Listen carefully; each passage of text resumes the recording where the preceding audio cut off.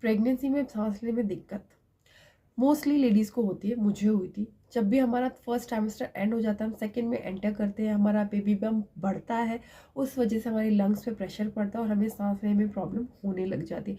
हर ladies को हो, ज़रूरी नहीं, पर मोस्ट ऑफ द लेडीज़ को ये प्रॉब्लम होती है। क्या करें? सबसे इंपॉर्टेंट है अच्छे से पानी पीजिए, बैठिए अपनी जगह पे, रेस्ट करिए, लेटिए। आधे से आधे घंटे में ये नॉर्मली ठीक हो जाती है, पर फिर भी अगर ठीक नहीं हो और अपना बीपी चेक करवाइए। बीपी अगर हाई या लो है, तुरंत डॉक्टर से संपर्क करिए। अपने मन से ट्रीटमेंट नहीं लेना है। अगर वो 10 से 15 मिनट में ठीक नहीं हो रहा है तो डॉक्टर को दिखाइए।